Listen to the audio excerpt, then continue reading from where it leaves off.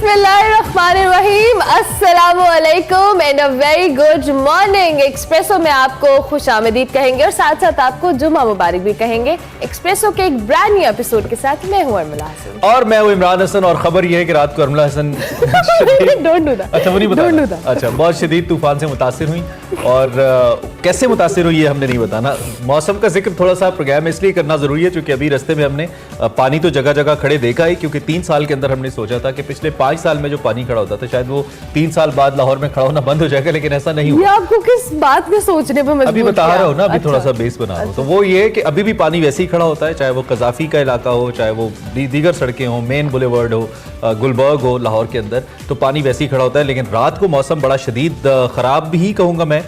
तूफान बहुत ज्यादा था, बारिश बहुत ज्यादा थी और उसमें बहुत सारे लोगों की कुछ इमलाक को भी नुकसान पहुंचा।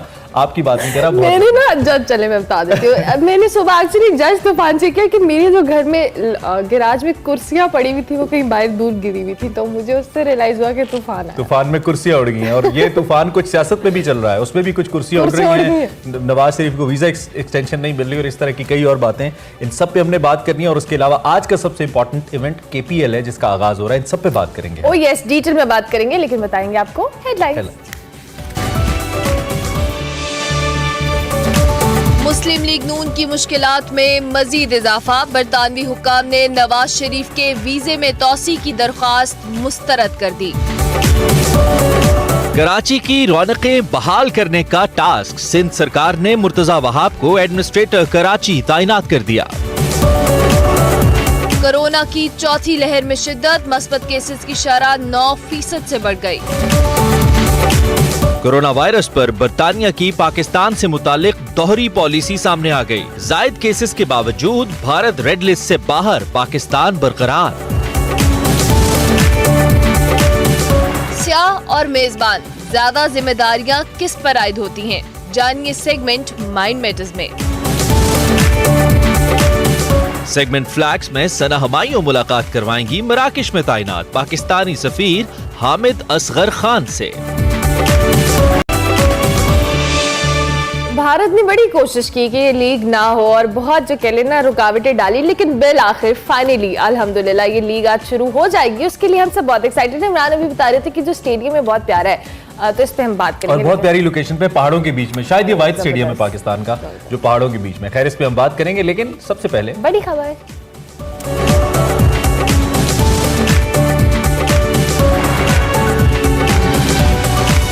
आज की सबसे बड़ी खबर, जिसके बारे में हमने शुरू में भी कुछ आपको हिंट दिया, मुस्लिम लीग नून के कायद नवाज शरीफ साहब के हवाले से है, जिनकी मुश्किलात कम होके नहीं दे रही हैं। बरतानवी हुकूमत ने नवाज शरीफ के वीजा में तोसी की दरखास्त मुस्तरद कर दी। नवंबर 2019 में इस्लामाबाद हाई कोर्ट ने नवाज शरीफ को 8 हफ्तों की तिब्बी बुनियादों पर जमानत दी थी, आपको याद होगा।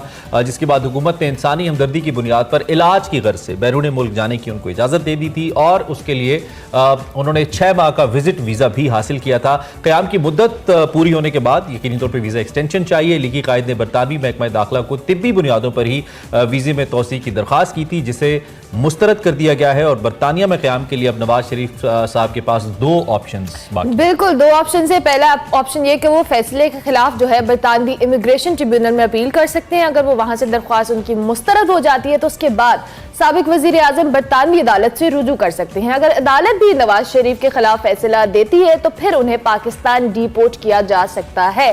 शरीफ फैमिली के मुताबिक फैसले के खिलाफ अपील दायर कर दी गई है और उम्मीद यही है कि वीजे का मामला जल्द हो जाएगा। और साथ साथ आपको ये भी बताते चलें कि नवाज शरीफ का जो पासपोर्ट है वो 16 फरवरी से खत्म हो चुका है और उसे रिन्यू के लिए उन्होंने दरखास्त नहीं दी। इसके बाद उनके पास कोई जो कह ले सफरी दस्तावेज ऑथेंटिक मौजूद नहीं है।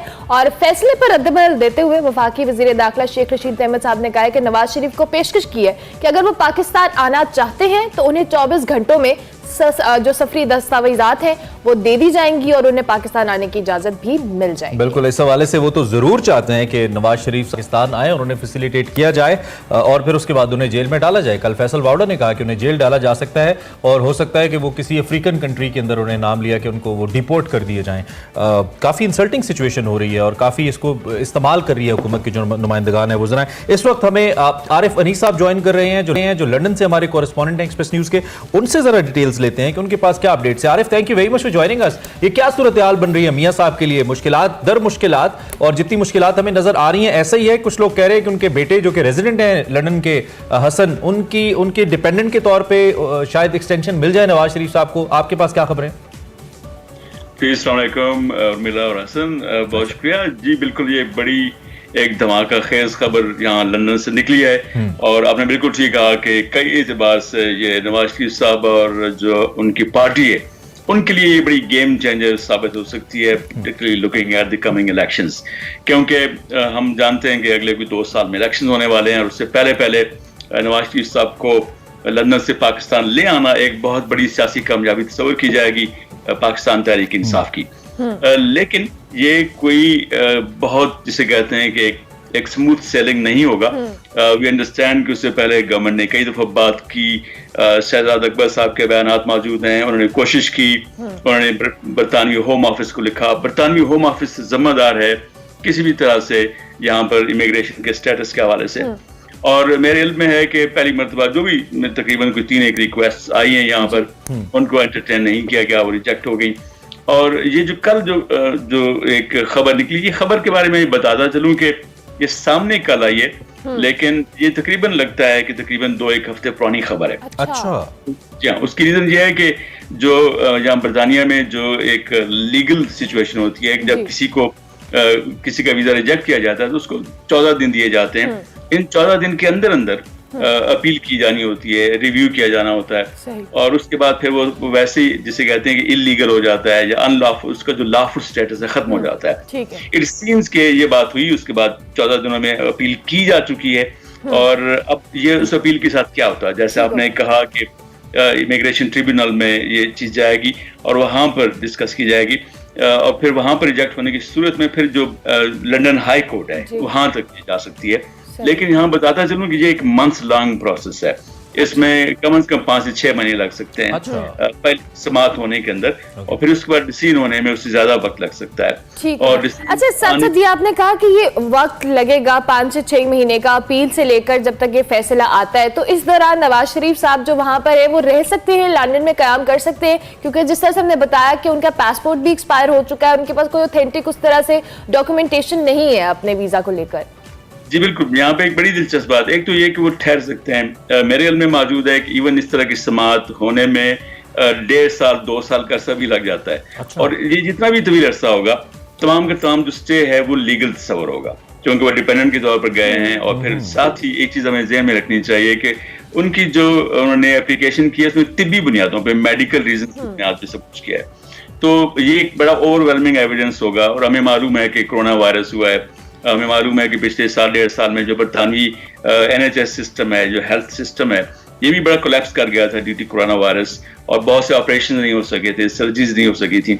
तो एक बड़ा काफी लीगल ग्राउंड मौजूद है जिससे आप कहते हैं कि जिसकी बुनियाद पे इस अपील की कामयाब होने के चांसेस जो हैं वो काफी सारे हैं। फिर ये ध्यान में रखिएगा कि इस सारे मामले में जब समाअत होती है, फिर उसके बाद डिसीजन होता है, उसमें काफी वक्त मिल जाएगा उनको। और इसमें अगर तो अनीस इसमें 2 साल लगते हैं तो 2 साल का टाइम उनके लिए काफी है, क्योंकि 2 साल में तो हुकूमत अपना वक्त पूरा कर लेगी। एक चीज बताता चलूं कि जो बरतानिया, अच्छा ये जो पासपोर्ट है वो होना जरूरी नहीं है।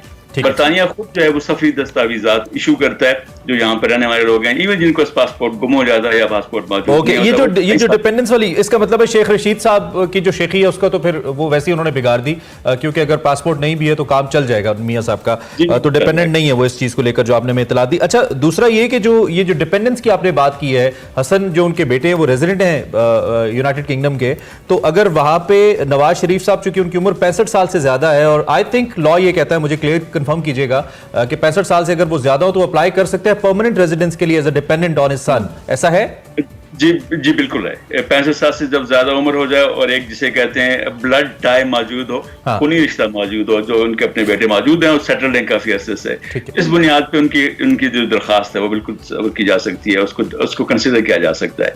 और साथ ही भी इंसानी हमदर्दी की बुनियाद पे, तिब्बी बुनियाद पे, सियासी वजूहात अपनी। अच्छा, अब ये तो आपने ऑप्शंस बता दी हमें, नवाज शरीफ साहब के पास जो आरिफ अनीस ऑप्शंस मौजूद हैं आपने बता दी, अब हुकूमत के पास क्या ऑप्शंस हैं? उस हवाले से बरतानवी लॉ क्या कहता है? कुछ इस हवाले से हमें बता पाएं, हुकूमत क्या मजीद एफर्ट्स कर सकती है उनको वापस लाने के लिए?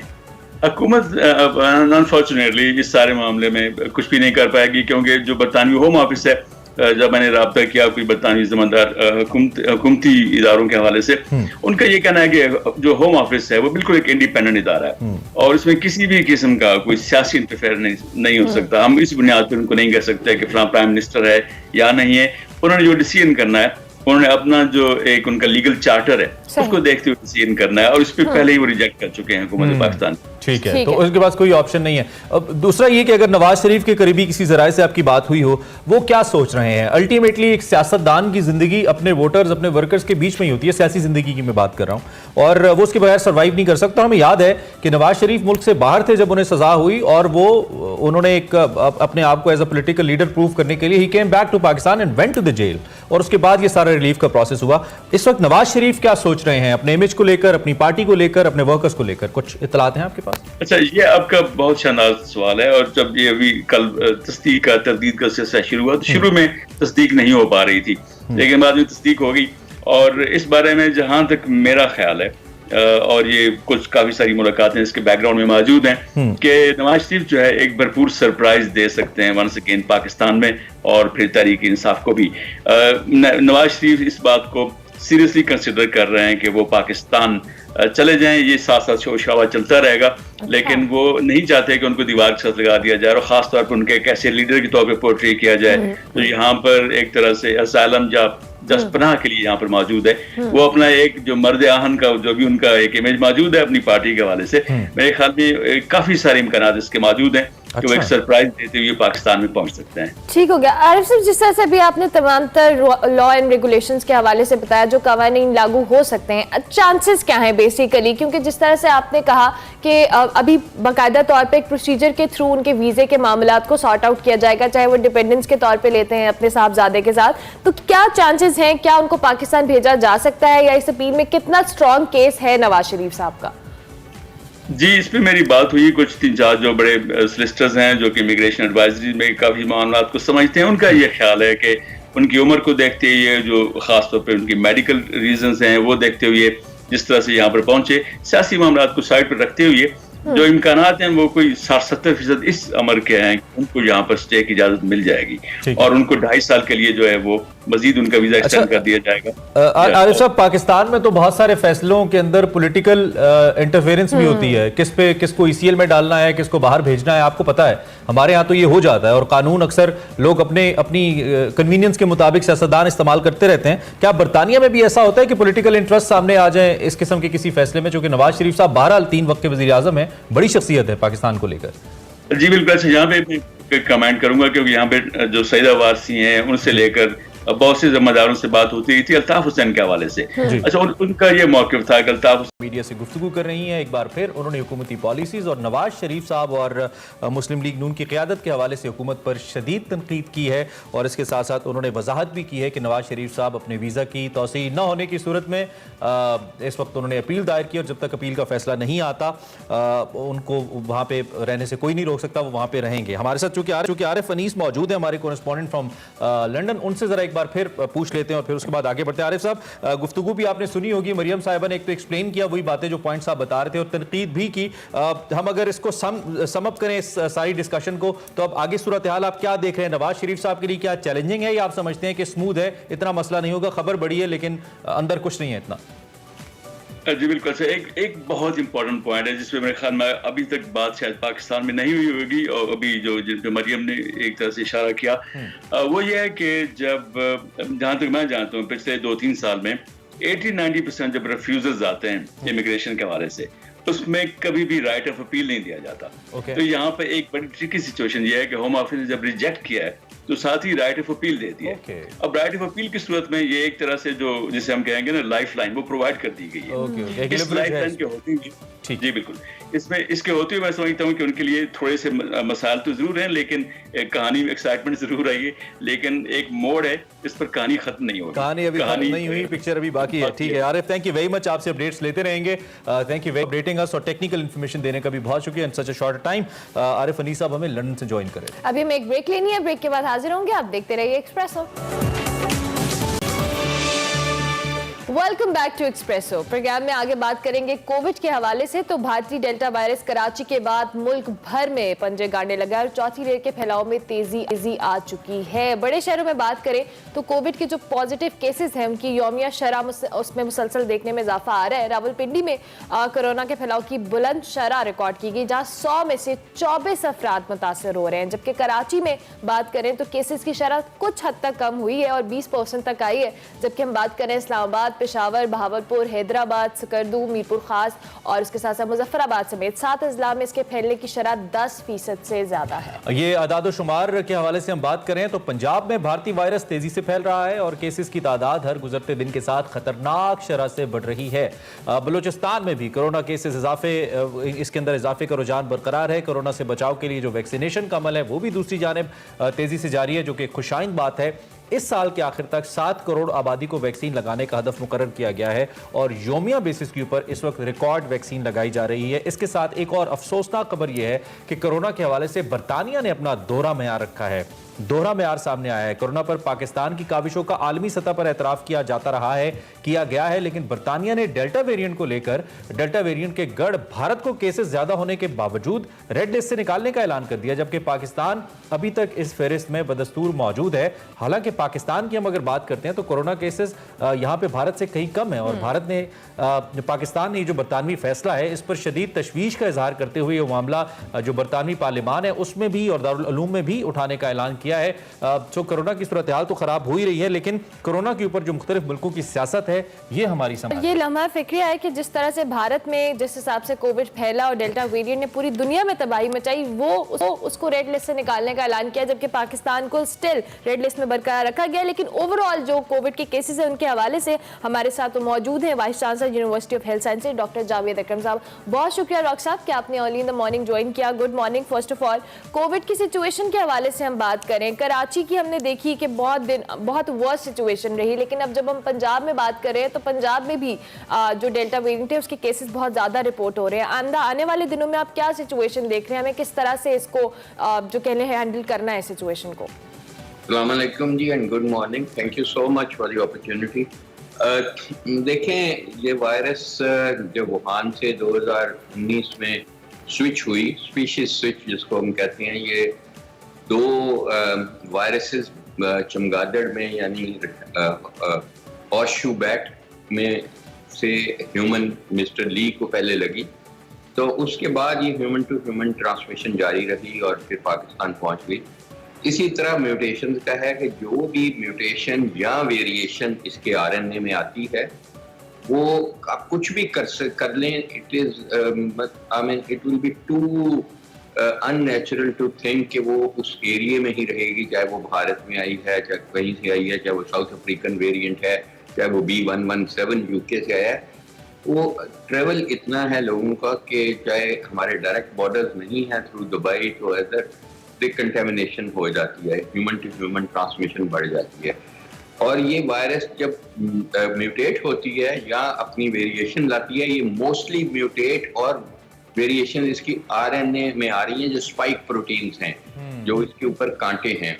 कांटों की अहमियत यह है कि इसने लगना एक इंसान से दूसरों को उन कांटों के जरिए है और उसकी जो अहलियत है एक से दूसरे को लगने का, वो शुरू की जो है जिसको हम एंसेस्ट्रल स्ट्रेन अब कहते हैं, जो वुहान स्ट्रेन है, उससे लेके अब तक ये कोई 8 से 9 गुना बढ़ चुकी है, विच शुड आइडियली मीन कि हमारी रिस्पॉन्स अपने इंडिविजुअल्स की एंड कंट्रीज की एंड कम्युनिटीज की 9 गुना बढ़ जानी चाहिए। वो कम हो जाती है, जलसे जुलूस री-एस्टैब्लिश हो जाते हैं। जब ये थोड़ी सी कम होती है, विच इज नेचुरल कि ये अभी दोबारा कम होगी, तो ये परसीव किया जाता है कि ये खत्म हो गई है और पॉलिटिशियंस अपना लेना चाहते हैं बहुत ज्यादा क्रेडिट और वो ये डॉक्टर साहब, कराची में और सिंध में लॉकडाउन की पॉलिसी फिर अपनाई गई, कंप्लीट लॉकडाउन किया और उससे हमने सर्च में थोड़ी सी कमी भी देखी, केसेस कुछ कम भी हुए। दूसरी जानिब अब पंजाब में, मुल्तान में, पिंडी में केसेस बहुत ज्यादा बढ़ रहे हैं, 20 से 25% तक पहुंच चुके हैं। वफाकी हुकूमत तनकीद करती रही है लॉकडाउन के ऊपर, जबकि सिंध उसको सपोर्ट करता रहा है, जो सिंध की हुकूमत है। आप बीइंग हेल्थ प्रोफेशनल कैसे देख रहे हैं? क्या आप पंजाब को भी खुदा ना खास्ता लाहौर, रावलपिंडी जैसे, मुल्तान जैसे शहरों को लॉकडाउन पे जाना पड़ेगा दोबारा? देखिए, मैं प्योरली एंड प्योरली एक हीलर हूँ और एक डॉक्टर हूँ, और मैं तो जाहिर है मेरी जिंदगी का मकसद ही, प्रोफेशनल जिंदगी का यही है कि मैं लोगों की जिंदगी में चाहूँ। तो मैं तो ये कहूँगा कि लॉकडाउन कर दें फौरन, लेकिन पॉलिटिशियंस ने, इकोनॉमिक जो एक्सपर्ट्स हैं, उन्होंने जाहिर है वो चीजें देखनी है कि उसका इकोनॉमिक इम्पैक्ट क्या होगा, घरों में खाना कैसे पहुंचेगा, व्हाटएवर। तो देखें, anything which decreases the transmission अभी right now is very very important. Long term में इंपॉर्टेंट चीज ये है कि आप वैक्सीनेशन का अमल को इमीडिएटली बहुत ज्यादा तेज करें। हम उसकी सुस्त रवि का शिकार हैं। I do not think unfortunately कि हम जितना हमने 7 करोड़ या 8 करोड़ का टारगेट लिया, which is only half of what where we want to be, कि वो हम इस साल में अचीव कर सकेंगे और इफेक्टिवली कर सकेंगे। किसी को एक डोज लगी तो वो दूसरी। फिर ऊपर से प्रॉब्लम ये है कि जो वैक्सीनेशन का अमल है वहाँ पे बड़ी बदनज़मी है, वहाँ पे बहुत ज्यादा ट्रांसमिशन बढ़ रही है। और ये वैक्सीनेशन का मैं आपको बताऊं कि ये एक हमारे पास विंडो ऑफ अल्लाह ताला ने अपॉर्चुनिटी की दी है कि इसमें अगर हम हर्ड इम्यूनिटी क्रिएट कर गए, जो कि हमारी 18 करोड़ लोगों को लगने के बाद होगी, एक्सपेक्ट करेंगे कि अल्लाह ताला हमें उससे बख्श हो जाएगी, फिर हम ह्यूमन टू ह्यूमन ट्रांसमिशन कम करके फिर हम ये कह सकते हैं कि हाँ जी अब ये चीज खोलें। अभी हम बिल्कुल इसके करीब नहीं गए कि ये खोल दें, वो खोल दें, सियाहत खोल दें। जब सियाहत खुली तो आपको पता है ये गिलगित बल्तिस्तान में सकर्दू में 1% की ट्रांसमिशन और 27% पे चली गई। और जो उधर गए हुए थे सियाहत करने, वो जब वापस लाए तो शहरों में ले आए। तो यानी कि ओवरऑल हमें अपनी स्ट्रैटेजीज पे फोकस करने की जरूरत है जब तक हर्ड इम्यूनिटी डेवलप नहीं हो जाती। मैं समझता हूँ कि हमें अगले 5 साल की स्ट्रेटजी आज तरतीब देनी चाहिए और उसका इम्प्लीमेंटेशन करना चाहिए। नॉट ए शॉर्ट आप नीजर ऑपरेशन से नहीं करें। पूरा मुल्क में हमारी जिंदगियां कीमती हैं, चाहे वो बिल्कुल हर एक की जान कीमती है और इस पे फोकस करने की जरूरत है। बहुत शुक्रिया डॉक्टर साहब कि आपने अर्ली इन द मॉर्निंग हमें ज्वाइन किया। शॉर्टेज है ऑब्वियसली बड़ा इंपॉर्टेंट इशू है और इसको हम बार बार एड्रेस करते रहेंगे और आपसे भी हम बातचीत का सिलसिला जारी रखेंगे। ओवरऑल हमें एहतियात करनी है और वैक्सीनेशन करवानी है, यही इसको हम समराइज कर सकते हैं। इसी नोट पर ब्रेक लेते हैं जी, ब्रेक के बाद हाजिर होंगे। आप देखते रहिए एक्सप्रेसो। Welcome back. बात करेंगे वतन अजीज की खातिर बेमिसाल और लाजवाल कुर्बानियां देने वाले हीरोज की फहरिस्त के हवाले से, जो कि तवील है, लेकिन इसमें चंद नुमाया नामों में से एक नाम मुल्क कौम के बहादुर सपूत मेजर अजीज भट्टी शहीद का है, जिनकी सालगिरह आज मनाई जा रही है। आप 6 अगस्त 1923 को हांगकांग में पैदा हुए और 21 जनवरी को बतौर कमीशन ऑफिसर 1948 में पाक फौज ज्वाइन की। पासिंग आउट में बेहतरीन कैडेट के एजाज के अलावा शमशीर एजाजी भी हासिल की। 1956 में मेजर बने। 1965 में जब भारत ने लाहौर पर कब्जे की गर्ज से पाकिस्तान की जाने पेशकदमी शुरू की तो उस वक्त आप लाहौर के इलाके बरकी के मकाम पर तैनात थे, अपनी कंपनी की कमान कर रहे थे। इस कंपनी की 2 प्लाटून नहर के दूसरे किनारे पर मौजूद थी। आपने अगले मोर्चों पर मौजूद प्लाटून के साथ आगे बढ़ने का फैसला किया, जबकि उस वक्त दुश्मन भरपूर हमले की कोशिश कर रहा था और उसे जंग में टैंक और तोपखाने की भी मदद हासिल थी। लेकिन हमारे ये बहादुर सपूत दुश्मन के सामने आनी दीवार बनकर डट गए और खूब मुकाबला किया। मेजर अजीज भट्टी 12 सितंबर को सुबह के 9:30 बजे दुश्मन की नकलो हरकत का दूरबीन से मुशाहिदा करने वाले ही थे कि फौलाद का एक गोला आपके सीने को चीरता हुआ पार हो गया और आप शहीद हो गए। मेजर अजीज भट्टी ने अपनी हिम्मत और बहादुरी की बदौलत दुश्मन का न सिर्फ डटकर मुकाबला किया, बल्कि भारतीयों के अज़ाइम खाक में मिलाते हुए अपनी जान दे दी। मेजर अजीज भट्टी की जुर्रत और बहादुरी पर उन्हें पाकिस्तान का अजीम निशान, निशान हैदर दिया गया। आप निशान हैदर का एजाज पाने वाले तीसरे शहीद हैं और आज हमने उनको ट्रिब्यूट पेश किया। उनकी बर्थडे है। इसके साथ साथ जी अब हमारे सेगमेंट माइंड मैटर्स की, जिसमें वकार अहमद मलिक और हिना न्याजी कुछ इंपॉर्टेंट बताने वाले हैं, तो देखते हैं mind matters. Over to you guys. Thank you Imran and Nirmala. Waqar साहब, अगर हम चाहते हैं कि हमारी टूरिज्म इंडस्ट्री फ्लरिश करे तो कुछ रिस्पॉन्सिबिलिटीज़ हैं टूरिस्ट्स के एंड पे। कुछ जो लोग होते हैं, जिस तरह से किसी भी टाउन में जो होस्ट होते हैं, उन पे भी रिस्पॉन्सिबिलिटीज़ होती हैं। सबसे पहले हम बात करते हैं आज टूरिस्ट की क्या रिस्पॉन्सिबिलिटीज़ हैं। फॉर एग्जाम्पल, अगर मैं कहीं ट्रैवल कर रही हूँ तो क्या रिस्पॉन्सिबिलिटी है मेरी? है ना, मेरा तो ख्याल है कि अगर होस्ट को और टूरिस्ट को लिए जाए और इनमें रिस्पॉन्सिबिलिटीज़ का किया जाए तो मैं तो ज़्यादा पलड़ा जो है वो टूरिस्ट की तरफ डालूंगा कि उसकी रिस्पॉन्सिबिलिटीज कहीं ज्यादा होती हैं। ये तो अपने घर बैठा हुआ है ना, आप इनके घर में जा रहे हैं, मेहमान के तौर पे जा रहे हैं या उनके घर आप जा रहे हैं, तो आपकी रिस्पॉन्सिबिलिटी। अब आपको एक इंटरेस्टिंग चीज़ बताऊँ, कोहिस्तान हमारा बहुत ही खूबसूरत एक खित्ता है और वहाँ पे एक तासुर है कि एक रिजिड किस्म का बिहेवियर पाया जाता है। अब मेरा उस पर हमेशा से ये मौक़िफ़ रहा है कि कोहिस्तान कोहिस्तानियों का घर है, आप उनके घर से गुजर रहे हैं और अगर कुछ मामलात ऐसे हैं जहाँ पे आपको रिस्पेक्ट करनी पड़ती है उनकी इक़दार की, और वो भी आपने इतनी करनी है कि ड्यूरिंग ट्रैवलिंग करनी है और चंद घंटों में आपने कोहिस्तान क्रॉस कर जाना है, उसमें तकलीफ क्या है? मसलन अगर आप शॉर्ट पहन के ना चले जाएं तो क्या हो, इसमें क्या प्रॉब्लम है? अगर यही किसी और, आप मैक्सिको जा रहे हैं या अमेरिका के किसी और स्टेट में जा रहे हैं और वहाँ पे आपको टू डू लिस्ट और जो होती है कि मतलब आपने ये काम करना है और आप ये काम नहीं करना, जो नहीं करना वहाँ तो आप माइंड नहीं करते, बड़े अच्छे से हम फॉलो कर रहे होते हैं सब कुछ। तो अगर किसी ऐसी जगह पे कोई कल्चरल इशू है भी, चाहे वो फिलोसॉफिकली या किसी लेवल पे, चाहे वो आप गलत भी समझते हैं, रैशनली वो गलत भी होगा, लेकिन उसको क्या हर्ज है कि चंद घंटों के लिए आप किसी की फीलिंग को इस तरह हर्ट। आपको पता है कि हमारे यहाँ इवन गांव देहातों और ऐसी टूरिस्ट डेस्टिनेशन पे भी एक बहुत ही बुरा समझा जाता है कि आपने गाड़ी के अंदर फुल म्यूजिक ऑन किया हुआ। ये मेरे ख्याल में वैसे भी बुरा समझा जाना चाहिए, बिल्कुल। वैसे भी ऑफ कोर्स आप खुद सुने, आप पूरी उसको दुनिया को ना सुनाएं और लोगों को ना डिस्टर्ब करें। हाँ, मुझे ऐसे एक्सपीरियंसेस भी हैं कि, और ये पिछले साल के हैं कि ये एक और बिहेवियर ये स्टार्ट हो गया कि बाकायदा आप मेहरान गाड़ी है या कोई गाड़ी है, उसके ऊपर उसमें 3-4 दोस्त जो हैं वो ट्रैवल कर रहे हैं, मेहरान की जो छत होती है ना उसके ऊपर जो वो बड़े बड़े स्पीकर रखे हुए हैं। आप क्या करना चाह रहे हैं मतलब? और बाकायदा ऐसी जगहों पे मैंने उन लोगों को देखा कि वो लोगों ने उनको रोक के हमसे पूछा मेरे सामने की बात कि ये क्या है, मतलब आप सिर्फ हमें बता दें ये क्या है, कि हमें समझ नहीं आ पा रही। एक तो म्यूजिक है जो आपने सुनना चाहते हैं वो तो गाड़ी के अंदर समझ, ये इसके ऊपर क्या, आप क्यों इस तरह आपने क्यों लगाया हुआ? सो टूरिस्ट जो है, सियाह जो है, वो किसी के घर जा रहा होता है, आपको उसके घर की अगर कल्चरल किसी भी हवाले से इक़दार का एहतराम करना पड़ता है, करना चाहिए। बहुत पढ़े लिखे लोग वकार साहब इस तरह से कर रहे होते हैं कि गाड़ी से कुछ बाहर फेंक रहे होते हैं, मोटरवे पे इतने इस तरह के जो है ना सिनेरियोज देखने को मिलते हैं कि बॉटल बाहर फेंक दी, कोई डिब्बा बाहर फेंक दिया। एग्जैक्टली। वैसे एक शॉर्ट सा नोट देने के लिए कि ये वो जो लोग हैं जो कि वॉल चॉकिंग, अब ये गो के इसमें होस्ट ज़्यादा मुलविस होता है, जो वॉल चॉकिंग कर रहे हैं और बेतहाशा वॉल चॉकिंग की जा रही है। पूरी कराकरम हाईवे पे वॉल चॉकिंग है। हालांकि KKH एक ऐसी सड़क थी जिसके बारे में मैस्टर ने कहा था दुनिया का सबसे कि ऑफकोर्स हमने पूरी दुनिया को चेंज कर दिया है, लेकिन अगर कभी मेरे बच्चे ने मुझसे पूछा कि जब अल्लाह ताला ने दुनिया बनाई थी तो ओरिजिनली कैसी थी, तो मैं उसको कराकरम हाईवे पे लेके आऊँगा। अब मैस्टर को ये कहना है कि मैस्टर भाई आपने नहीं लेके आना, क्योंकि वहाँ पे जिस लेवल की वॉल जॉगिंग है तो वो यकीन है अल्लाह ताला ने तो ऐसी दुनिया नहीं बनाई थी, तो ये अब हमने बना दिया।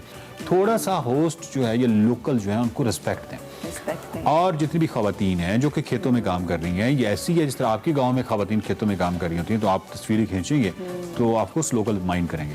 तो आपको अव्वल तो कोई ऐसी, मेरा ख्याल है कि ज़रूरी भी नहीं है कोई ऐसा तस्वीर खींचिए। अगर आप कोई ऐसा उस तरह के फोटोग्राफर हैं तो मैं आपको यकीन दिला दूँगा आप किसी भी अथॉरिटीज़ यानी उस टाउन की या उसकी जगह आप उनसे जाके बताएं तो वो आपको इजाज़त दे देंगे, उसमें कोई ऐसा प्रॉब्लम नहीं है। लेकिन आप वैसी मोबाइल से किसी भी जगह पे आप सोचें, मतलब मैं अब यहाँ पे बैठा हूँ और यहाँ से कुछ लोग गुजर रहे हैं और यहाँ 3-4 लोग, फिर अच्छा नहीं हो।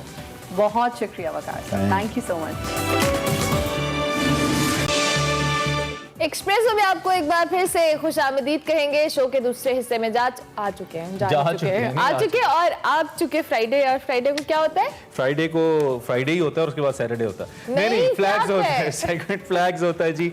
आज हम आपकी मुलाकात करा रहे हैं, थोड़ा सा हमने चेंज किया है। वैसे तो हम दूसरे ममालिक के सफरा से मुलाकात करवाते हैं, आज हम पाकिस्तान के मराकश में जो सफीर है हामिद असगर खान साहब, उनसे आपकी मुलाकात करवाते हैं। सना माई उनके पास गई, उनसे बातचीत की और पाकिस्तान मराकश ताल्लुकात, उनका एक्सपीरियंस कैसा है वहाँ पे और पाकिस्तान की कम्युनिटी वहाँ पे क्या करी, ये सारी बातें हुई हैं इस सेशन के अंदर। सो देखते हैं आज का फ्लैग्स।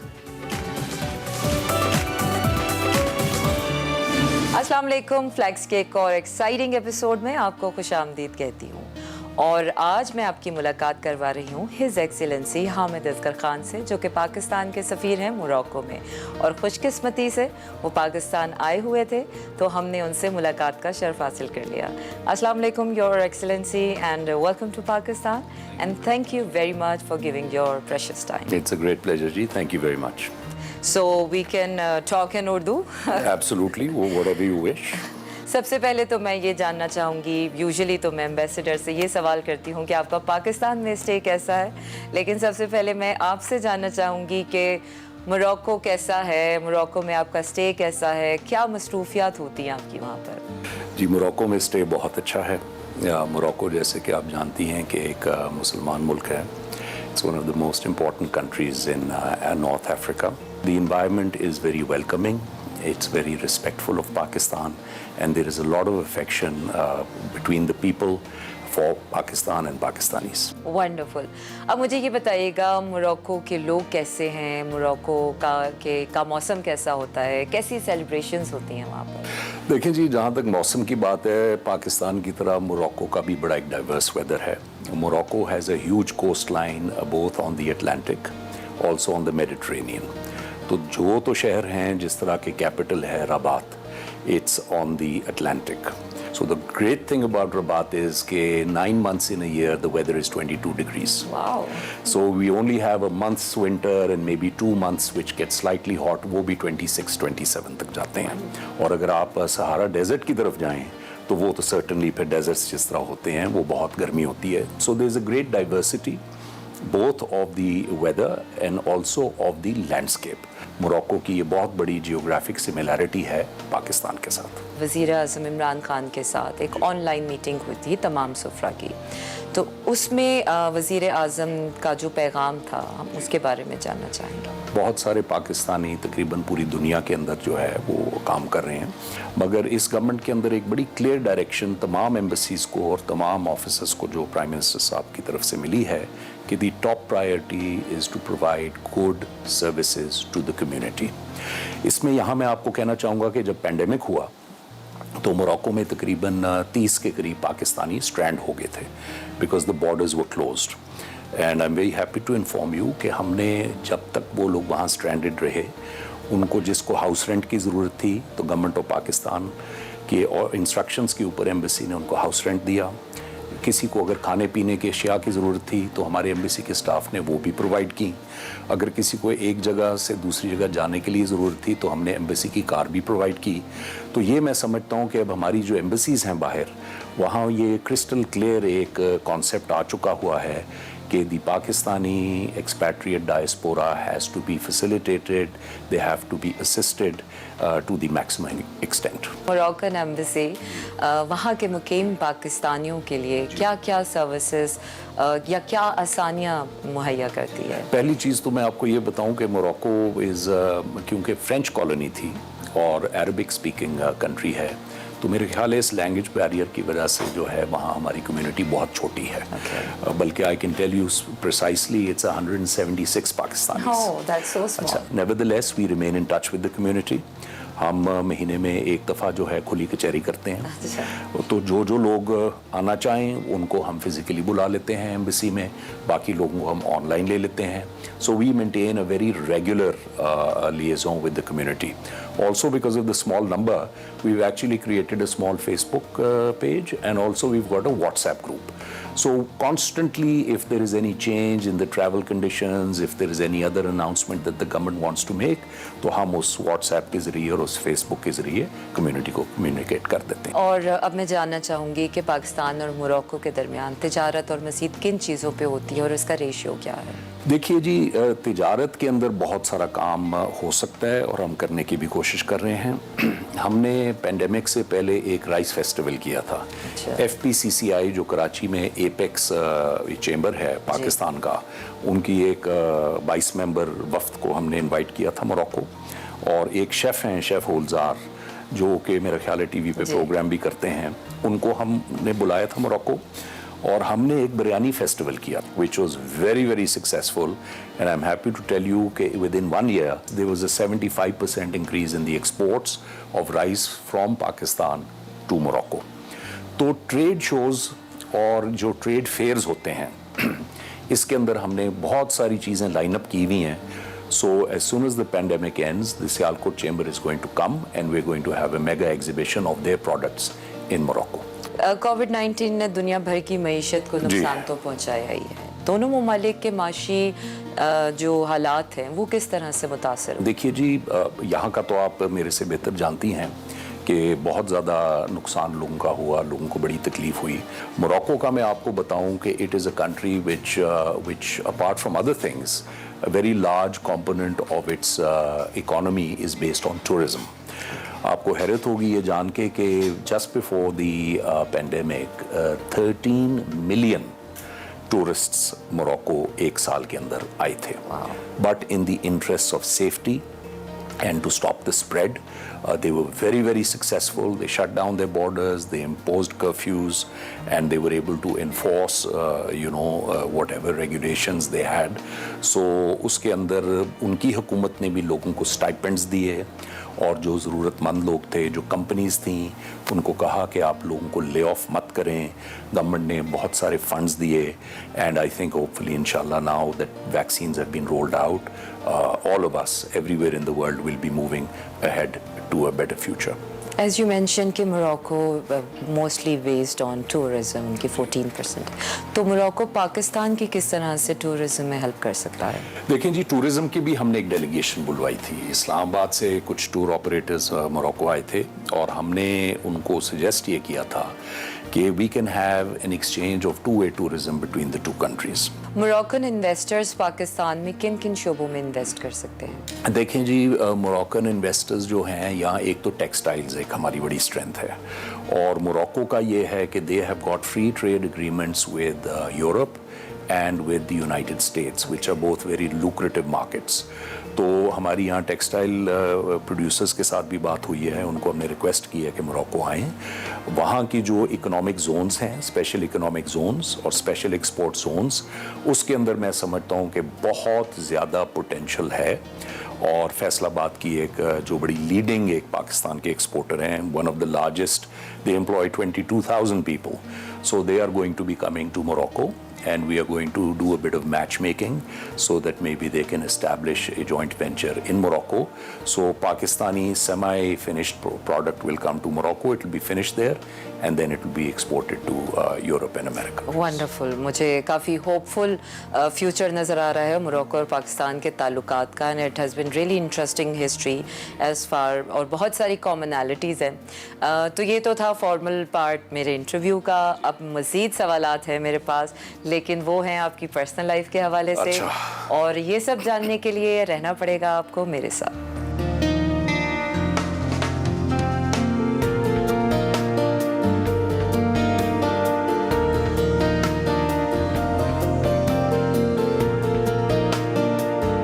अच्छा, सबसे पहले तो मैं जानना चाहूँगी आपकी फैमिली के बारे में. वो कहाँ हैं, यहाँ पर हैं या मोरक्को में हैं? जी, फैमिली इस वक्त मोरक्को में है. I have a lovely wife called Aisha. I've got 2 boys and I have a little baby darling daughter. Wonderful. जी हाँ. और अब मैं शुरू करूंगी अपना रैपिड फायर राउंड और इसमें मैं आपको 2 ऑप्शंस दूंगी जिसमें आपको एक चूज करना होगा, लेकिन क्विकली. और ये आपकी पर्सनल चॉइस है तो you don't have to be a diplomatic in there. Tagine या फिर निहारी? देखें, पसंद तो दोनों हैं, मगर क्योंकि मुझे मिर्च पसंद है, I will have to go with nihari. Okay, wonderful. Rabat या Islamabad? That's technical. This is technical. Both are absolutely fantastic and beautiful cities. So on this one, I'm going to have to go with both. चलें, इस पर आपको That might be cheating, मगर इस पे मुझे आप इजाजत दें. इस पर आपको मार्जिन दे देते हैं. ठीक है. अफ्रीका और एशिया? Africa. वंडरफुल. म्यूजिक और film? Ooh, that's another very difficult one. I think I'll go with film. So, are you a cricket lover or basketball? Cricket. Okay. Train or airplane? Train. Anytime. Really? Absolutely, train. Gilgit या Balochistan? Gilgit. Okay. इनमें से कौन सी position रखना पसंद करेंगे, सफीर या वजीर खारजा? वजीर खारजा. Okay. मोरक्को और Pakistan? Very, very difficult. We love being in Morocco, but of course Pakistan is my country. So on this one again, I'm going to have to say I love both. equally this is my first home, Morocco is my second home. Okay चलें, इस पर भी आपको थोड़ा सा leverage दे देते हैं.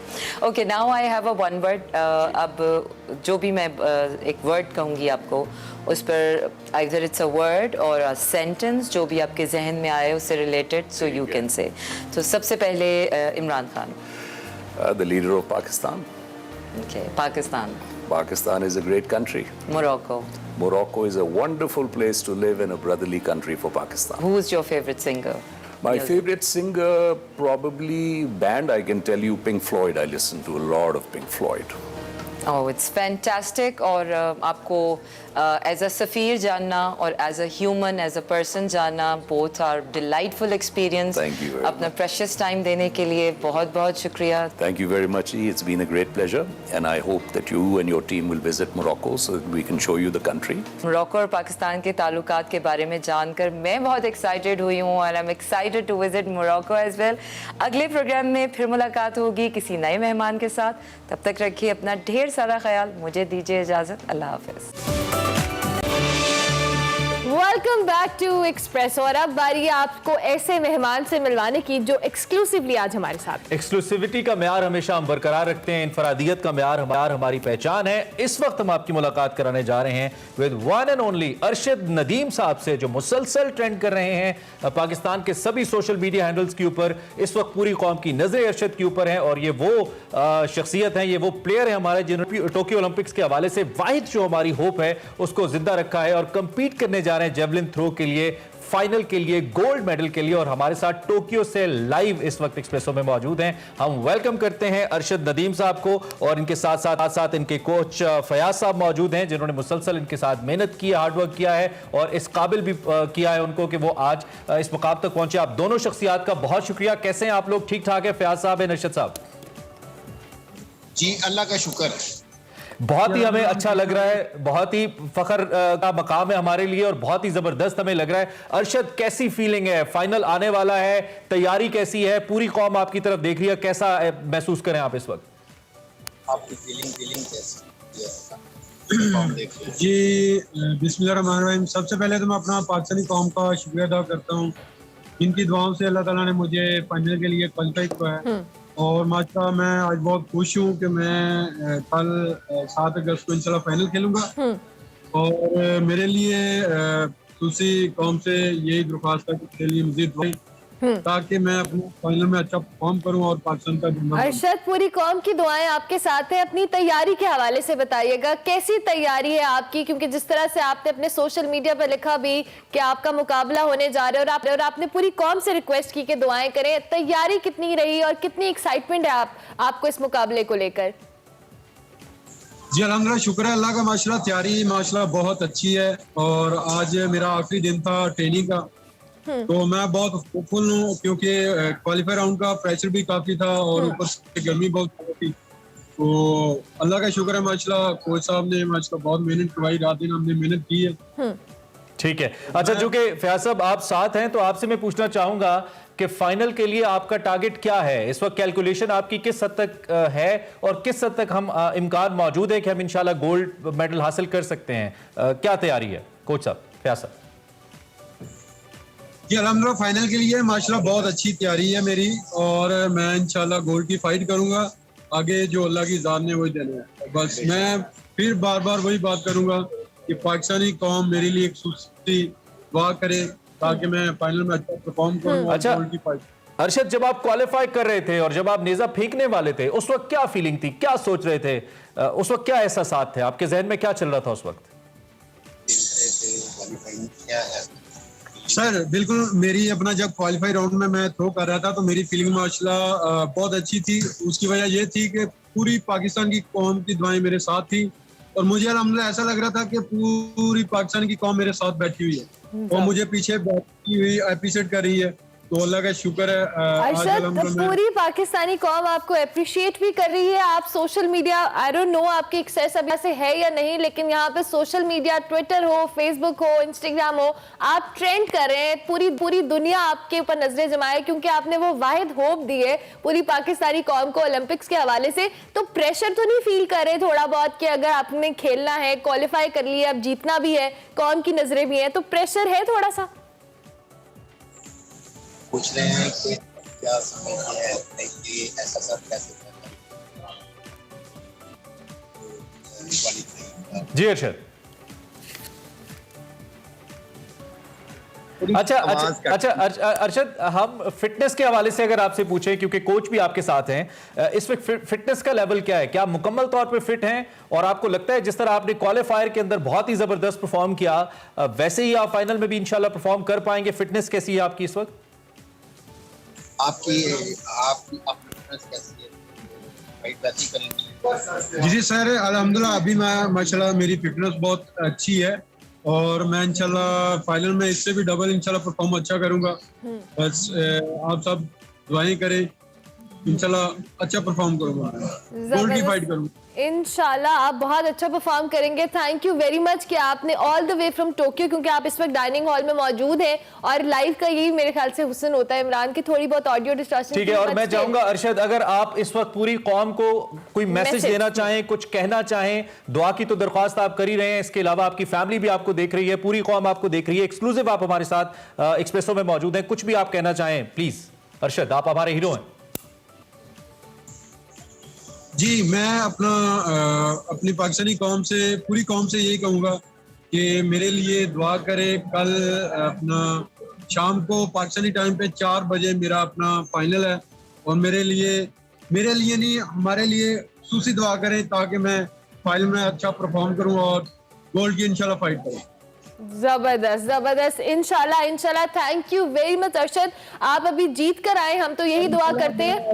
जी कल इंशाल्लाह गोल्ड की इंशाल्लाह फाइट करूंगा, अल्लाह ताला मुझे इंशाल्लाह गोल्ड देगा इंशाल्लाह, और ये जो मेडल देगा ये मैं अपने पाकिस्तानी पूरी कौम के नाम करूंगा इंशाल्लाह। We hope for the best and we wish you very best of luck कि आप गोल्ड मेडल जीते, पाकिस्तान वापस लेकर आए। और फिर हमने आपको एक्सप्रेसो में लाइव नहीं लेना, हमने सेट पे लाइव लेना है आपको। हम ये पूरी दुआ करेंगे और पूरी पाकिस्तानी कौम की नजरें आप पर हैं। अरशद, आपने बड़ा जबरदस्त परफॉर्म किया है और हम बहुत एक्साइटेड हैं आपके इस मैच को लेकर जो शाम 4 बजे बिल्कुल शाम 4 बजे होने वाला है। और साथ साथ फयाज साहब, आपका बहुत शुक्रिया, जो आपके कोच हैं, आपने इतने अच्छे से इनको ट्रेन किया और साथ साथ हमारा राब्ता मुमकिन बनाया। फयाज साहब, थैंक यू वेरी मच। आप भी जब पाकिस्तान वापस आते हैं तो इंशाल्लाह जरूर आपसे मुलाकात भी होती है और आपसे इंटरेक्शन भी होता है। सो सभी हमने बड़ी मुश्किल से कोशिश की हमारी टीम ने कि हम इंटरेक्ट करें और हमारा ये राब्ता मुमकिन हुआ और एक्सक्लूसिवली हम इसको कर पाए। We are very thankful to the team, to the secretary board जिन्होंने इस की और हमारा ये राब्ता मुमकिन बनाया और हम बहुत एक्साइटेड हैं। बहुत दिनों से हम कोशिश कर रहे थे कि हमारा अरशद से राब्ता हो जाए। जिस तरह से सोशल मीडिया सेंसेशन बने हुए थे, हम ट्विटर पर देख रहे थे, ट्रेंड कर रहे हैं, इंस्टाग्राम, और यहाँ पे एक स्पेशल थैंक्स हमने जनरल सेक्रेटरी जो हैं असगर साहब, उनको करना है जिन्होंने इसको पॉसिबल किया। असगर साहब, थैंक यू कि आपने हमारी कौमी हीरो से बात कराई और हम उम्मीद करते हैं कि जब अरशद गोल्ड जीते तो तब भी एक्सक्लूसिव हमारे साथ मौजूद हों। सो दुआ कीजिए और अल्लाह करे कि अरशद गोल्ड मेडल लेकर आए इंशाल्लाह। इसी नोट पे जी ब्रेक लेते हैं, ब्रेक के बाद हाजिर होंगे। आप देखते रहिए Expresso. Welcome back to Expresso. बात करेंगे कुछ शहर कायद की। तो कराची पाकिस्तान का सबसे बड़ा शहर है, लेकिन सबसे ज्यादा जो कह लें वहां पर मसाइल है, इसके बावजूद इन मसाइल का हल निकाला नहीं जा रहा। कौमी और सूबाई असम्बली में कराची की सबसे ज्यादा नुमाइंदगी पाकिस्तान तहरीक इंसाफ के पास है। मुंतखब नुमाइंदों के पास इख्तियार ना होने का शिकवा किया जा रहा है, जबकि बल्दियाती गवर्नमेंट MQM के पास थी, जिसकी मुद्दत 2020 अगस्त में खत्म हो चुकी है और सूबा सिंध और कराची के इंतजामी इख्तियारात पीपल्स पार्टी के पास हैं। वफाक और MQM की जानिब से इल्जाम लगाया जाता है कि पीपल्स पार्टी ने शहर को तबाह कर दिया है, शहरियों के मसाइल हल नहीं किए गए, जबकि तहरीक इंसाफ ने आजाद कश्मीर में कामयाबी के बाद सिंध को टारगेट करने का ऐलान कर दिया है। बिल्कुल, और PTI अब यहाँ पे मुतहरिक नजर आती है। अब इंतजामी तौर पर एक बड़ी पेशरफ सामने आई है कराची में, जहाँ सिंध गवर्नमेंट ने लोकल गवर्नमेंट एक्ट 2003 के तहत अपने इख्तियारात इस्तेमाल किए हैं और वज़ीर आला के मुशीर बैरिस्टर मुर्तज़ा वहाब साहब को कराची का एडमिनिस्ट्रेटर मुकर्रर कर दिया है और कराची के मसाइल तरजीही बुनियादों पर हल करने का इंदिया भी दिया है, जिस पर तनकीद की है अपोजिशन ने। इस वक्त पाकिस्तान तहरीक इंसाफ के one of the founder members, मरकजी रहनुमा हैं फिरदौस शमीम नकवी साहब हमारे साथ मौजूद हैं। उनसे ज़रा बात करते हैं और उनसे सूरत हाल पे पूछते हैं। नकवी साहब, thank you very much for joining us early in the morning. बहुत शुक्रिया, आप हमारे साथ हैं। सबसे पहले तो इस तैनाती पे अपने ख्यालात का इजहार कीजिए, कैसी है ये तैनाती कराची के लिए, कराची के रहने वालों के लिए? जी देखिए, बुनियादी तौर के ऊपर मैं जो आपने कहा था कि हम इल्ज़ाम लगाते हैं, हम इल्ज़ाम नहीं लगाते, कराची की सूरत हाल बताती है। कि पीपल्स पार्टी जो पिछले 13 साल से इख्तियार में है उसने इस शहर को ईंट से ईंट बजा के रखी है।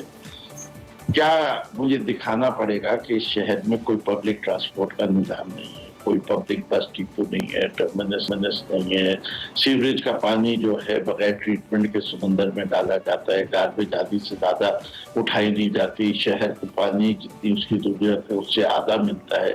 इस शहर में कोई बस 14 साल से कम पुरानी नहीं है। पेशावर को BRT मिल गई, मुल्तान को मिल गई, रावलपिंडी इस्लामाबाद को मिल गई, लाहौर को मिल गई, नहीं मिली तो पाकिस्तान के सबसे बड़े शहर माशी शहर जो मुल्क का 37% टैक्स जनरेट करता है, 55% टैक्स जमा करता है और सिंध की 95% रेवेन्यू जमा करता है, उस शहर का ये हाल किया हुआ है कि इसकी कोई सड़क ऐसी नहीं मिलती जिसके फुटपाथ, सड़क, दरख्त सब सही हालत में नजर आए और लगे कि इस शहर का कोई वाली वारिस है।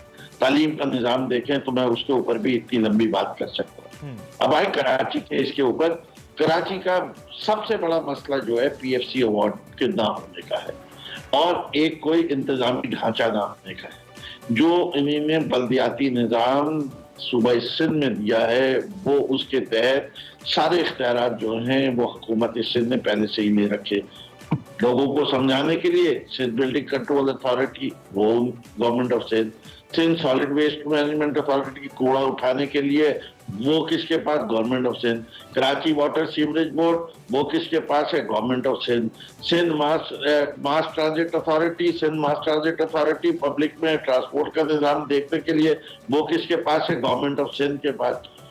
और इस शहर के अंदर 17 लैंड कंट्रोलिंग एजेंसीज है।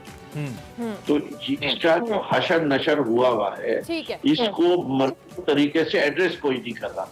और इस वक्त जो मुर्तजा वहाब का अपॉइंटमेंट किया है, मुर्तजा वहाब ने आज तक जो है कोई चूजे वाली कंपनी को भी मैनेज नहीं किया, मतलब मिनिमम साइज थी, और उसको आपने एक ऐसे शहर की जिम्मेदारी दे दी और ये जिसकी आबादी जो है 2 करोड़ से ज्यादा है बकौल आपके, और जिसके ऊपर अच्छा, कितनी इसमें दो चीजें। एक तो पहली बात तो ये है कि तहरीके के पास आपने अपने ट्विटर इंट्रो में मैंने देखा आपने लिखा हुआ है winner of 14 MNAs and 22 MPAs। ये आपकी पोजीशन है, आपकी स्ट्रेंथ है जो कराची ने आपको दी है, आपकी पार्टी को दी है। तो इसमें आपका भी डेफिनेटली कोई ना कोई रोल तो फिर बनता है क्योंकि पीपल लुक एट यू, आपकी तरफ देखते हैं लोग, नंबर 1।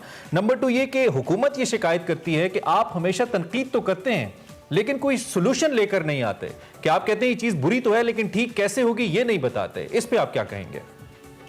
मेरे ख्याल से इससे ज्यादा फजूल किस्म का चार्ज जो है वो मुमकिन नहीं है। इससे कि देखिए, पहली चीज मैंने आपको कहा बल्दियाती निजाम, मैंने आज से और मेरी पार्टी ने आज से 1 साल पहले असेंबली में नया कानून जमा कर दिया जो हमारे लिहाज से के जो है वो 5 किस्म की बल्दियाती हुकूमत हो सकती है। इस शहर पर कराची के मसाइल को हल करने के लिए हमने जो कुछ वफाक से कर सकते थे वो करने की कोशिश कर रहे हैं। हमने SDG गोल्स के फंड्स में से कराची शहर को जो है पैसे दिए जा रहे हैं और हर MNA को जो है 20 से 25 करोड़ रुपए दिए गए कि वो अपने इलाके की गलियों को और जो सीवरेज के लाइंस टूटी हुई हैं, जो फुटपाथ टूटे हुए हैं, जो पेडेस्ट्रियन ओवरहेड ब्रिजेस चाहिए, जो स्ट्रीट लाइट्स चाहिए वो, और ये सालाना तौर पे दे रहे हैं। तो इस वक्त 17 MNA जो हैं वो PTI और MKM के हैं, तो आप समझे कोई 4 से 5 अरब रुपए हर साल मिलता है और इस साल कराची के लिए एक स्पेशल ग्रांट दे रहे हैं जिसके लिए 15 अरब रुपए और दिए जा रहे हैं। और इसके ये उस पैकेज के अलावा 1130 अरब का सिंध गवर्नमेंट के साथ मिलके किया था जिसके अंदर 714 अरब जो थे वफाक दे रही थी। उसके ऊपर ग्रीन लाइन का मंसूबा जो है ऑन है, बसें बन गई हैं, लेकिन वो कतई कलामी की मदद वो पैसे फिर आप विफाकी हुकूमत इसलिए नहीं दे रही ना। असद उमर साहब भी कहते हैं, प्राइम मिनिस्टर खुद कहते हैं कि जी चूंकि वो पैसे करप्शन की नजर होते हैं तो हम ये पैसे सिंध हुकूमत को नहीं दे सकते। अब मसला ये कि सिंध हुकूमत ही वो अथॉरिटी है, कानूनी तौर पर आप उसे माने या ना माने, जो कि इस वक्त हुकूमत में है और पैसे उसी ने ही लगाने हैं। चीफ एग्जीक्यूटिव बहरहाल सिंध के मुराद अली शाह हैं और बीच में सारे अमल में जो अब पिस रही है वो अवाम पिस रही है। और कल आपने भी और पीपल्स पार्टी ने भी अगर जवाबदेह होना है तो अवाम को होना है इलेक्शन में, तो नुकसान तो अवाम का ही हो रहा है इसमें। नकवी साहब, यू बिलीव कि हम दूध जो है वो बिल्ले के आगे रख दे और फिर वो दूध रखने की जिम्मेदारी का हम जवाबदेह नहीं है अवाम को? क्या आपने बिल्ले के आगे दूध क्यों रख दिया? उस बिल्ले का कोई हल निकाल दे ना, कोई ऐसा जाल लगा दें, उस बिल्ले को पकड़ लें, कहीं अंदर डाल दे ताकि वो बिल्ला आवाम को नुकसान ना पहुंचाए। बिल्ला भी नहीं पकड़ रहे, दूध भी नहीं दे रहे। बड़ी सीधे, बिल्ला का हल जो है वो आइन में लिखा हुआ है। अच्छा, और सिंध हुकूमत को जो पैसे मिलते हैं बजट में, जो वो हुकूमत जो उनको अभी पैसे मिल रहे हैं, जरा उसका इस्तेमाल तो दिखा दे। क्या हर सूबे को, हर शहर को, क्या लाहौर को कोई स्पेशल ग्रांट दी जा रही है? चाहे फैसलाबाद को कोई ग्रांट दी जा रही है? वहां के भी तो शहर चल रहे हैं।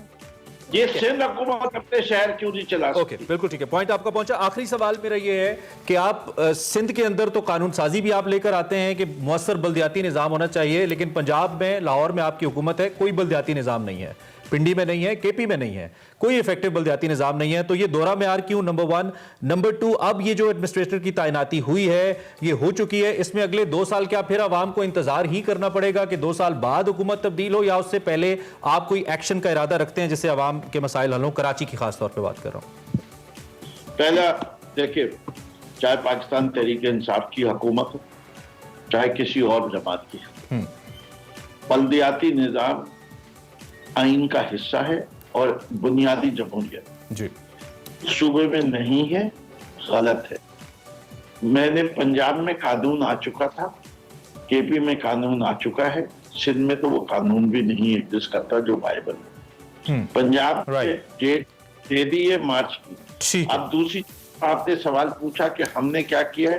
पहली चीज ये है कि हमने आर्टिकल 148 जो बल्दियाती निज़ाम के लिहाज से, उसमें खुद प्राइम मिनिस्टर पिटिशनर बने हुए हैं असद उमर साहब के साथ। ठीक है, आप कह रहे हैं कि माजरत के साथ टाइम मेरे पास कम है। आपका बहुत शुक्रिया, आप हमारे साथ मौजूद रहे और इस आम नुक्ते पे आपकी राय हम तक पहुंची थी। और नशिस्त में जरूर हम कोशिश करेंगे कि जो कुछ पॉइंट्स बाकी रह गए हैं, जो कि ये महज मुख्तसर वक्त में होने वाला मौजू है नहीं। बहरहाल हम कराची की सूरत हाल पे बात कर रही थी जी, और तहरीक इंसाफ का मौक़िफ़ आप तक। ब्रेक लेंगे, ब्रेक के बाद हाजिर होंगे। देखते रहिए एक्सप्रेसो।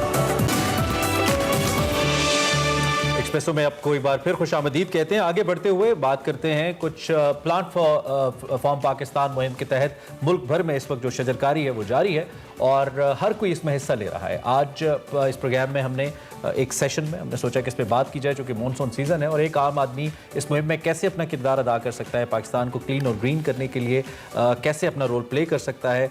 इस जोरों पर कैंपेन के दौरान कौन से फलदार पौधे लगाए जा सकते हैं और मुस्तकबिल में खूबसूरती के साथ आवाम इससे फल कैसे हासिल कर सकते हैं, इस सारे मौजू पे हमने बात करी। बिल्कुल, इसके साथ साथ हम बात करेंगे खुर्दनी ऑयल की और दीगर खाने की चीज़ों में, जिसमें तकरीबन हम 700 बिलियन की दरामद करते हैं और इस बजट से खसारा बढ़ता है। इस खसारे को हम कैसे कम कर सकते हैं और एग्रीकल्चर यूनिवर्सिटी अपने तौर पर किन प्रोजेक्ट्स पे काम करी है, इसी पर हम बात करेंगे। हमारे साथ मौजूद है प्रोफेसर डॉक्टर शहजाद बसरा साहब, ज़रा यूनिवर्सिटी फैसलाबाद से इनका ताल्लुक है, उनको वेलकम करेंगे। बहुत शुक्रिया डॉक्टर साहब कि आपने अर्ली इन द मॉर्निंग हमें ज्वाइन किया। बड़ा इंपॉर्टेंट इशू है और हम इस पर बार बार शजरकारी के हवाले से बात करते हैं।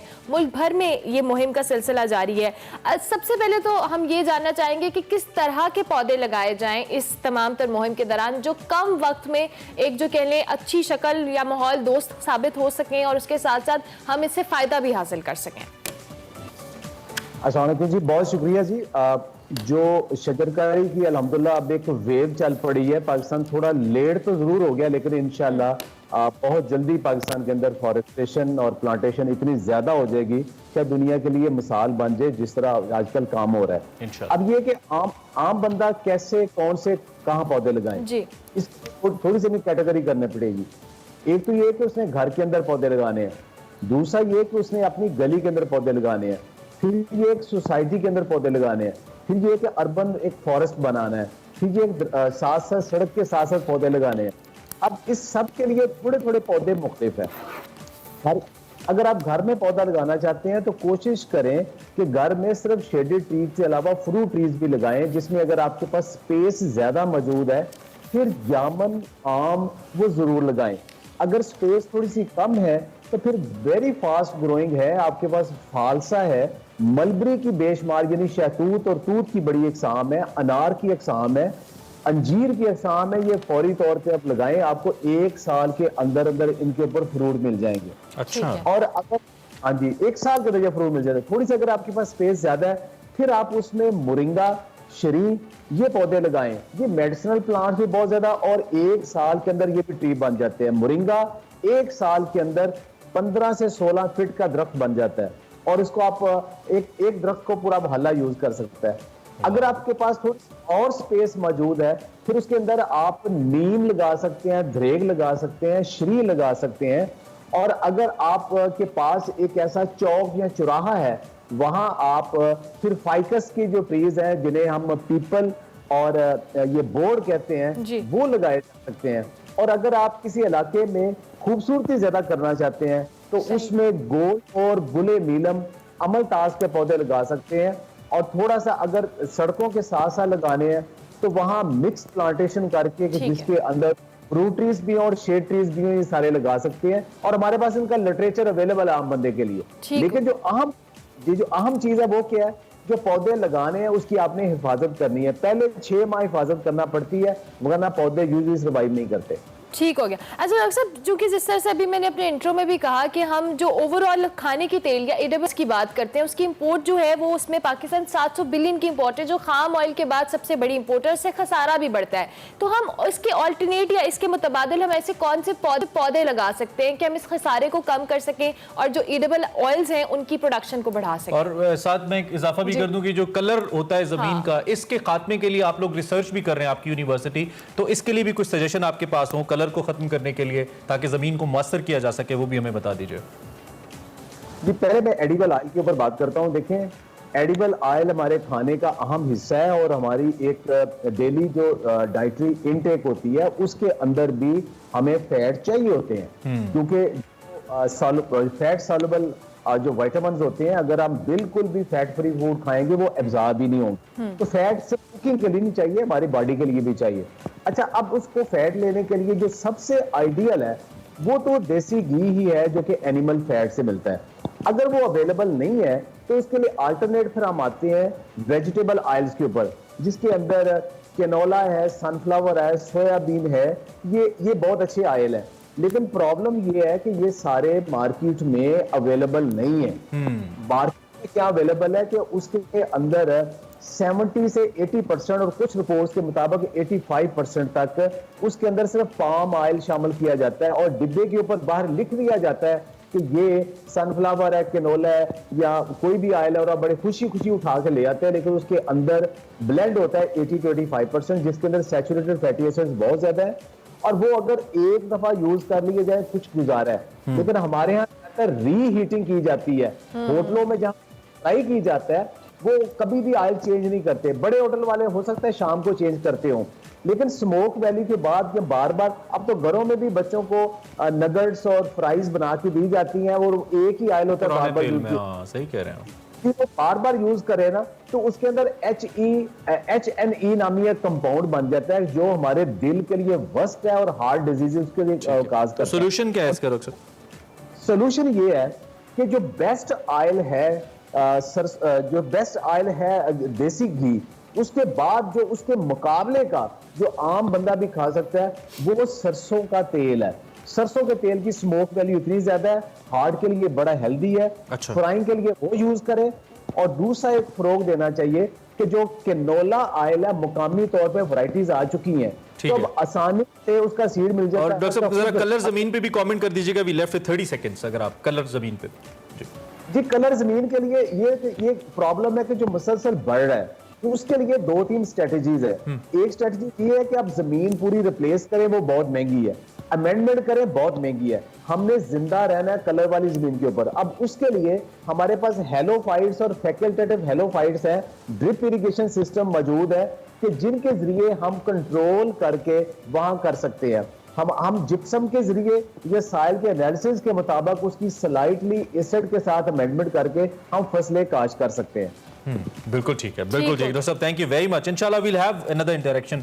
आप बहुत मालूमाती बातें करते हैं और हमारी मालूमात में इजाफा होता है, और अब ये सिलसिला इंशाल्लाह चलता रहेगा। थैंक यू वेरी मच, आपने हमें बहुत टेक्निकल इन्फॉर्मेशन कम वक्त के अंदर दी। और अभी हमारे शो का वक्त खत्म हो गया, हम आपसे इजाजत लेंगे, लेकिन उससे पहले हम KPL की बात जरूर करेंगे। कश्मीर प्रीमियर लीग का आज से आगाज हो रहा है और एक्साइटमेंट हम सबकी बहुत ज्यादा है। बहुत कोशिश की गई कि इस लीग को रोका जाए, गैर मुल्की खिलाड़ियों को रोकने की, कमेंटेटर्स को रोकने की भारत ने बड़ी कोशिश की, लेकिन अब चूंकि पाकिस्तान पाकिस्तान ने ठानी थी तो ये तो करना। अच्छा, मैं अभी वैसे टॉप ट्रेंड देख रहा था ट्विटर पे, कुछ बार्सिलोना से मेसी के हवाले से भी खबरें आ रही हैं, so something is going on. अब नॉट श्योर, मैं अभी इसको फॉलो नहीं कर सका तो इसलिए मैं बता नहीं पाऊंगा, लेकिन कुछ फाइनेंशियल ऑब्स्टेकल्स हैं उनको अपनी हाँ। फ्रेंचाइज से लेकर, तो उस पे भी कुछ बात है, वो भी हम आपको अपडेट करेंगे। और अरशद के लिए आपने जरूर दुआ करनी है, आज उनका फाइनल है और दुआ करें पूरी कौम कि वो तमगा जीत कर आए ताकि ओलंपिक्स में हम भी रजिस्टर हो सकें और पाकिस्तान। और मंडे को हम फिर उसकी फतह की खबर लेकर आपके साथ इंशाल्लाह। और आपसे हमारी मुलाकात होगी मंडे को, लेकिन सैटरडे संडे को हमारा बेस्ट ऑफ चलता है, आपने बिल्कुल मिस नहीं करना और हमें फीडबैक जरूर देना है हमारे सोशल मीडिया हैंडल्स पर। मंडे तक के लिए हमारी तरफ से अल्लाह हाफिज।